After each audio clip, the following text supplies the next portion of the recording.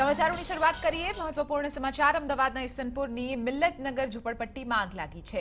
હાલ તો આગના પગલે 12 ફાયર ફાઇટરની ટીમ ઘટના સ્થળે પહોંચી છે। ફાયર જવાનોએ આગ ઉપર કાબુ મેળવવાના પ્રયાસો હાથ ધર્યા છે। આપને જણાવી દઈએ કે ઝૂંપડપટ્ટીમાં આગ લાગી છે જેની તસવીરો આપ જોઈ શકો છો તે રીતે ઈસનપુરના મિલ્લતનગર જે ઝૂંપડપટ્ટી છે ત્યાં આગ ફાટી નીકળી હતી। આખરે તેની પાછળનું કારણ શું છે તે હજુ જાણવા નથી મળ્યું। આ જ મુદ્દે વધુ જાણકારી મેળવીશું TV9ના સંવાદદાતા હાર્દિક ભટ્ટ પાસેથી। હાર્દિક, અત્યારે ત્યાં કયા પ્રકારની સ્થિતિ છે અને આગ ઉપર કેટલો કાબુ મેળવાયો અને જો બાકી હોય તો કેટલો સમય હજુ લાગી શકે છે? ચિત્ર આશરે 3 કલાક પહેલાની આ ઘટના છે જેમાં આશરે 12 જેટલા ફાયર ફાઇટર્સ છે તે ઘટના સ્થળે પહોંચી ગયા છે અને પાણીનો મારો સતત ચલાવી રહ્યો છે। મહદ અંશે આગ છે તે કાબુમાં આવી ગઈ છે અને હજુ પણ એકાદ કલાક જેટલો સમય લાગશે, ત્યારબાદ સંપૂર્ણ પરિસ્થિતિ છે તે કાબુમાં આવશે તેવું સૂત્રો પાસેથી જાણવા મળી રહ્યું છે।